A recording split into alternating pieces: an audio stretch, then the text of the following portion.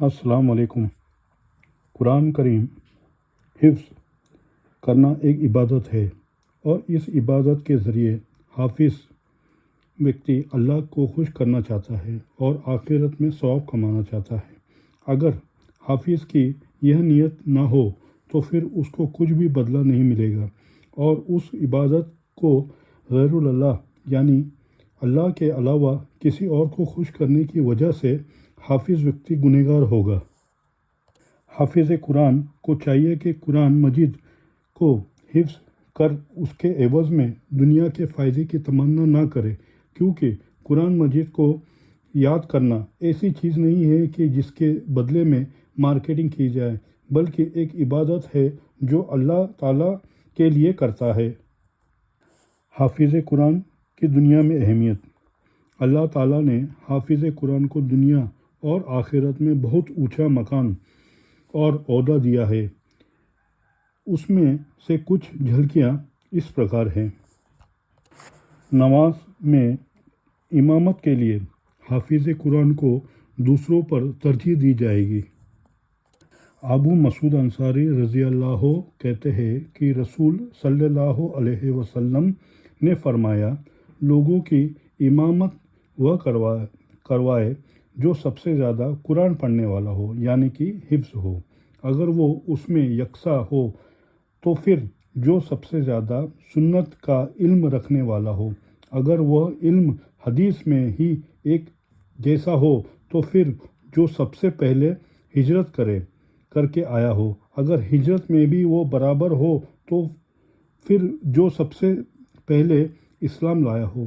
کوئی بھی شخص سلطان کی موجودگی میں سلطان کی امامت نہ کرائے اور نہ ہی اس کی خاص مسند پر بیٹھے۔ عبداللہ بن رضی اللہ کہتے ہیں کہ جس وقت اولین مہاجر کعبہ کے قریب عصبہ جگہ پر رسول اللہ صلی اللہ علیہ وسلم کی آمد سے پہلے آئے تو ان کی امامت سالم مولی ابو حذیفہ کرواتے تھے، کیونکہ آپ سب سے زیادہ قرآن مجید یاد تھا۔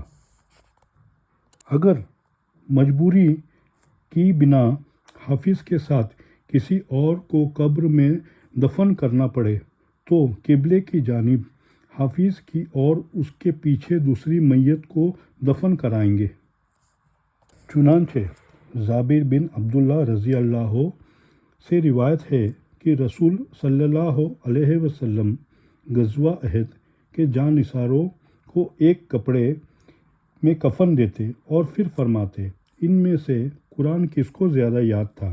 پھر جب کسی کے بارے میں اشارہ کیا جاتا تو اسے لحد قبر میں پہلے اتارتے اور پھر فرماتے، میں قیامت کے دن سب کا گواہ ہوں، اپنے جانثاروں کو ان کے خون کے ساتھ غسل دیا بغیر دفن کیے اور ان کی نماز جنازہ ادا نہیں فرمائی۔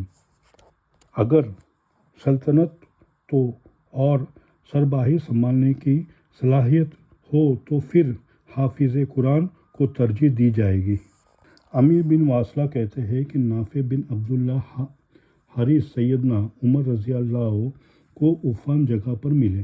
عمر رضی اللہ عنہ نے انہیں مکہ کا گورنر مقرر کیا ہوا تھا، تو آپ نے ان سے پوچھا، پہلے وادی پر کسے سربراہ مقرر کیا گیا ہے؟ نافع نے کہا، ابن ابزی کو۔ عمر نے کہا کہ وہ کون ہے؟ نافع نے کہا، وہ ہمارے غلاموں سے ایک ہے۔ عمر نے کہا، تم غلام کو ان کا سربراہ بنا دیا؟ نافع نے کہا، وہ قرآن کا قاری ہے، یعنی قرآن حافظ ہے، اور انہیں فرائض یعنی وصیت کا علم میں بھی ہے۔ اس پر عمر نے کہا، تمہارے نبی نے سچ کہا ہے، بے شک اللہ تعالیٰ اس کتاب کی وجہ سے کچھ لوگوں کو عزت سے نوازتا ہے اور دوسروں کو ذلت سے۔ آخرت میں حافظ کا مقام۔ حافظ قرآن کا جنت میں ٹھکانہ وہاں ہوگا جہاں وہ آخری آیت پڑھے گا۔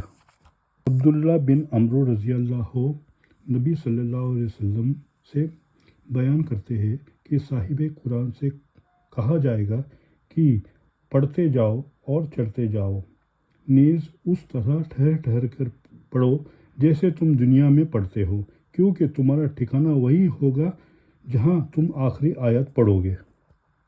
حافظ قرآن فرشتوں کے ہمراہ اپنے گھروں میں ہوگا۔ عائشہ رضی اللہ سے روایت ہے کہ رسول صلی اللہ علیہ وسلم نے فرمایا، اس شخص کی مثال جو قرآن پڑھتا ہے اور قرآن کا حافظ بھی ہے تو وہ نیک فرشتوں کے ہمراہ ہوگا، اور جو شخص قرآن پڑھتا ہے لیکن پڑھنا اس کے لیے مشکل ہو جاتا ہے تو اس کے لیے دوہرا عرض ہے۔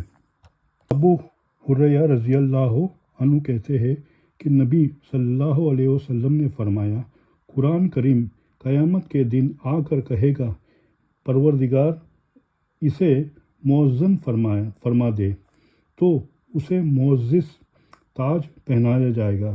پھر قرآن کہے گا کہ یا رب مزید معزز فرما دے، تو اسے مقرر لباس پہنایا جائے گا۔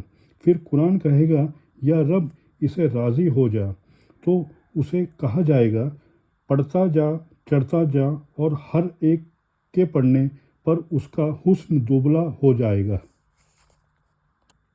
قرآن پڑھنے والوں کے لیے قرآن اللہ تعالیٰ کے یہاں شفاعت کرے گا۔ ابو امام باہلی رضی اللہ کہتے ہیں، میں نے رسول اللہ صلی اللہ علیہ وسلم سے سنا ہے، آپ فرما رہے تھے قرآن پڑھو، کیونکہ یہ قرآن اپنے پڑھنے والوں کے لیے قیامت سفارشی بن کر آئے گا۔